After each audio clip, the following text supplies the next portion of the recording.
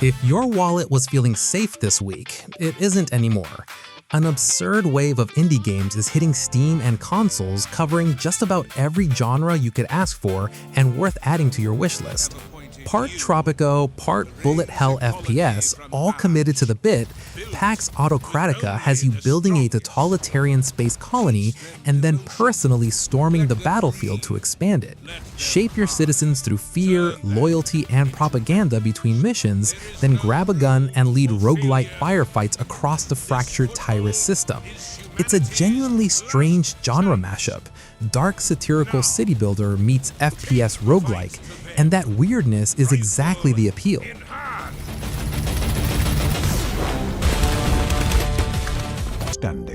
Yet to cross lifetime. The Severed Gods is a fantasy roguelite RPG that follows 8 heroes reincarnated to stop the dragon Umbra, and its real hook is combat. Enemies and their individual limbs exist at different heights, so landing a hit means matching your skill's elevation to theirs. Chop off a boss's weapon arm mid-fight and watch the encounter change completely. With 80+ skills, relic-driven builds, and gorgeous pixel art visuals, it's shaping up to be a standout for tactics fans.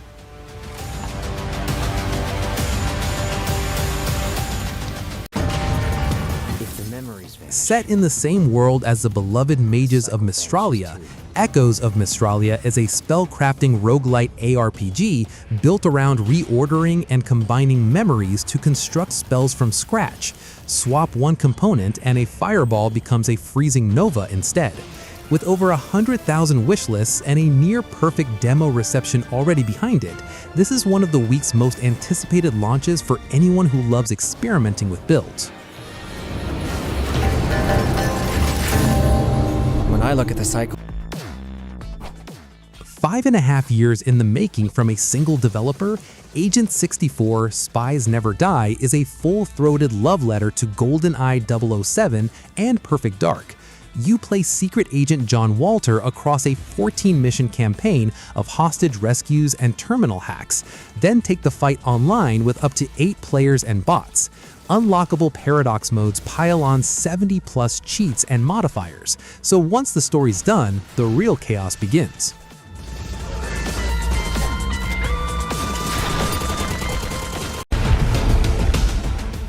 Warhounds is a XCOM and Jacket Islands-inspired tactics game with zero fake RNG. No hidden percentages, no random misses, just readable ballistics and lethal consequences. You lead a mercenary squad through a story campaign set in an alternate future Africa, upgrading a mobile base and outfitting soldiers with drones, exoskeletons, and full voice acting for every character. Already past 80,000 wishlists, it's clearly struck a nerve with tactics purists.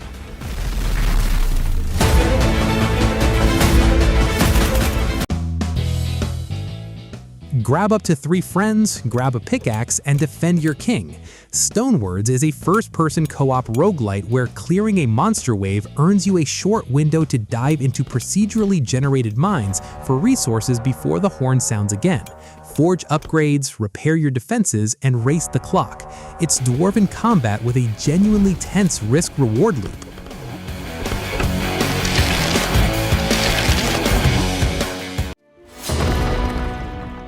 Built by a 2-person team, Luminary is an open-zone action RPG that's drawn comparisons to Fable and Breath of the Wild.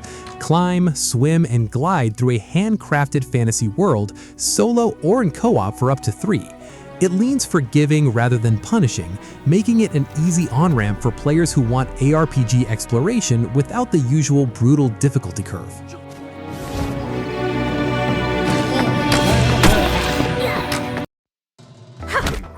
The premise alone earns Ledgerbound a look.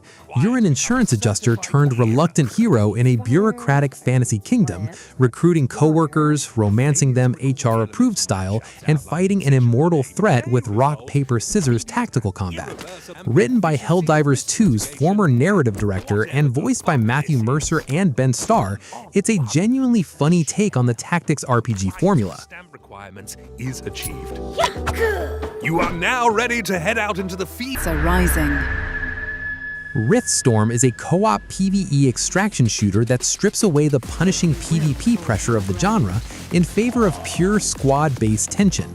Deploy as a weaver into supernatural riftfall zones, absorb power-ups mid-mission, and decide as a team when it's time to pull out before things go sideways. After placing in Steam Next Fest's top 50 most played demos, expectations are high.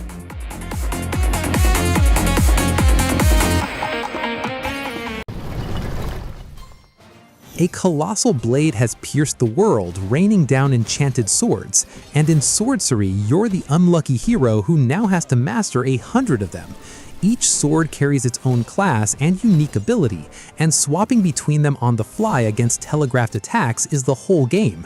Think Hades by way of Dark Souls, with a real sense of humor about itself.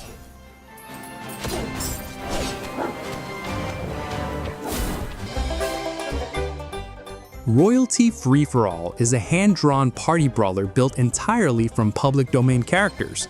Dorothy Gale, Sweeney Todd, Mother Goose, and Lancelot square off across stages like the 100-Acre Wood and the Center of the Earth. It's gorgeously animated, has rollback netcode for online play, and includes a simplified party mode for friends who've never touched a fighting game before.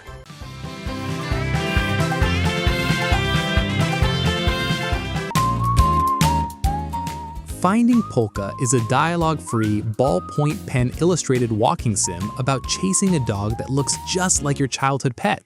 Created by a solo Japanese developer as a tribute to his own late dog, it's less about the destination and more about the wandering, meeting endlessly patient giraffes and permanently peckish cats along the way. Already a double award winner at Bit Summit, this one's built to tug at your heart.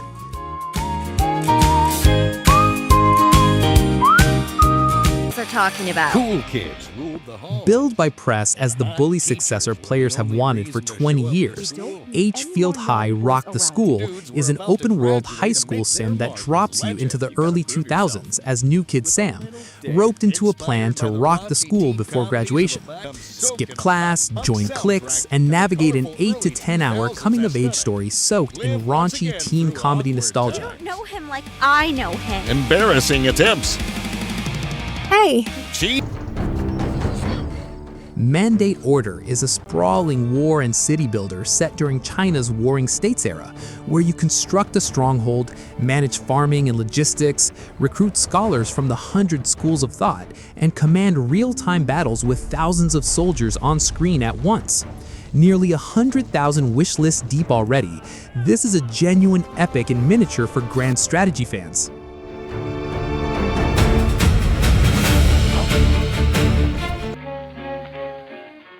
The Cave Diver is a punishing physics horror descent where you crawl through a suffocating cave system using only your two hands.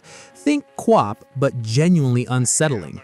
Generations of your family have chased a legendary flower said to cure any ailment, and none of them have come back. Equal parts rage game and folk horror nightmare. It's short, brutal, and unforgettable.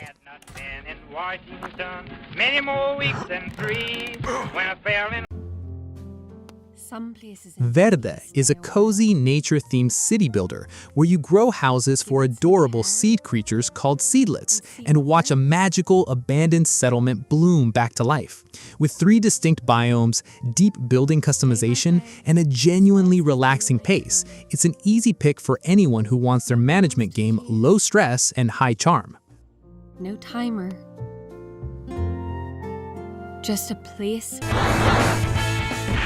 Pro Jank Footy is an unapologetically Australian arcade sports game where scoring a goal lets your opponent unleash a chaotic power-up against you. Inspired by NBA Jam and NHL 94 as much as Aussie rules football itself, it's fast, absurd, and works whether or not you have any idea what footy actually is, which, per the devs, is most of the world.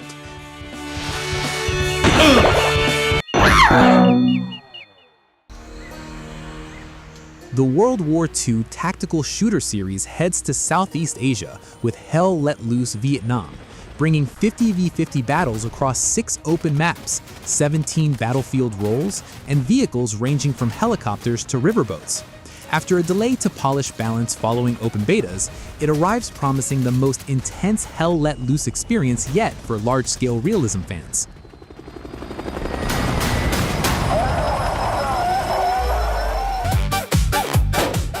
In low-budget repairs, you play a DIY handyman running a renovation hustle in a 1990s Polish apartment block, where the whole point is cutting every corner you can get away with.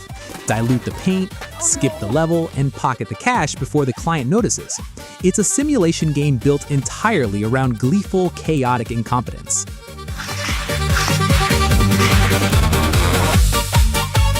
Place unlike any other. From the studio behind the Cube Escape Theories and Rusty Lake Roots, Servant of the Lake is a point-and-click adventure that puts you to work as a servant in the unsettling Vanderboom estate.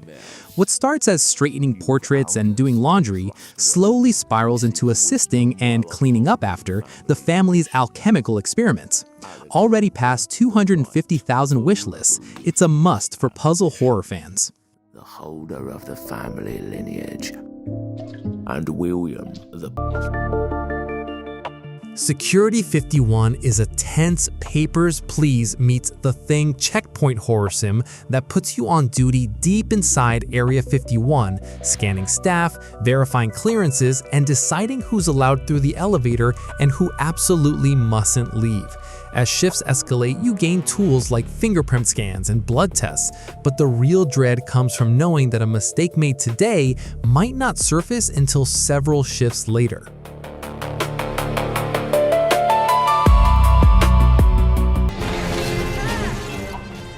Duskfade is a 3D action platformer drawing easy comparisons to Kingdom Hearts and Jak and Daxter, following young hero Zirian as he jumps, dashes, grapples, and glides through a world plunged into eternal night. Each realm is shaped by a master clockmaker, and the whole thing is framed as a heartfelt coming-of-age story about loss and courage.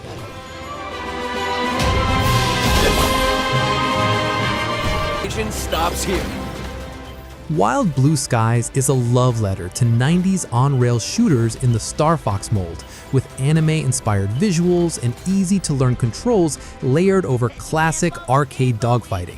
Pilot Bowie Stray and the Blue Bombers through oceans, deserts, and caves to push back the villainous Grimclaw's forces. Nostalgic, colorful, and built for quick, satisfying sessions. Can you keep up? Fate, when defender of the 40 years after the Amiga original defined cinematic strategy games, Defender of the Crown: The Legend Returns brings it back with 3 ways to play: a faithfully preserved retro mode, a modernized classic mode, and an all-new kingdom mode that turns the conquest into a roguelite deck builder with dice-based combat. A genuinely thoughtful way to revisit or discover for the first time a genre landmark.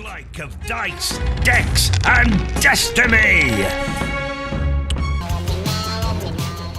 From the creators of Narita Boy and Eterna Noctis, Future Night is a 2D shoot-'em-up that imagines a bizarre alternate history where a cult leader accidentally wipes humanity's memory doing laundry. You play a robot hero switching between himself and the sentient, benign tumor companion, each recharging the other's abilities across a striking art style built to mimic old LCD handheld games.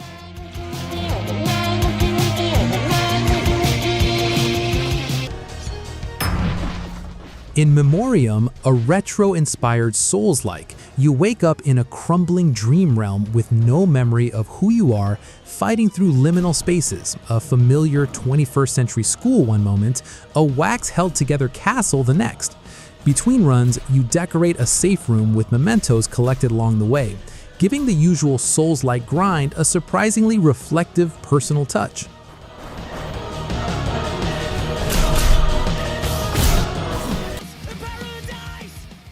Skatesterre is a fast, arcade-style skateboarding game that channels the golden era of Tony Hawk's Pro Skater rather than trying to simulate real physics.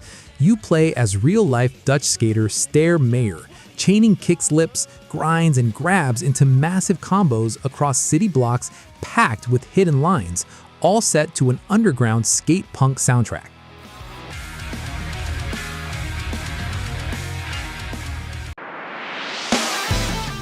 A modern spin on the 1982 arcade classic Choplifter, Choppa Rescue Rivals is a physics-driven helicopter game that sends retired pilot Rick on globe-trotting rescue missions, from snowy mountains to a burning oil rig, while butting heads with his former wingman turned rival.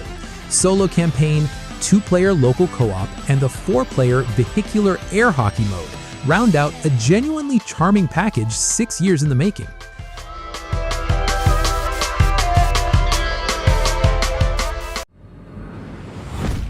Lootbound is a tactical pixel art roguelite where every run starts with a single hero and grows into a full party as you recruit companions along the way. Weapons and armor interact with different damage types, armor penetration, exhaustion, direct damage, so every build feels like a direct result of the choices and risks you took to get there.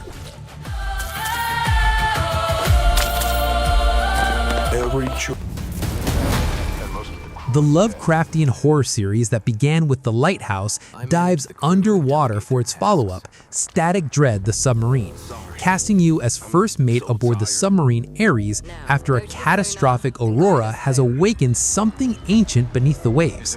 Manage a crew on the edge of madness, decode unsettling sonar pings, and make hard calls that reshape both the story and who survives it. Everyone dead. After the collision, everything began to change. So that is the video. Which game are you waiting for? Please let me know in the comments below. Thank you for watching, and see you in the next video.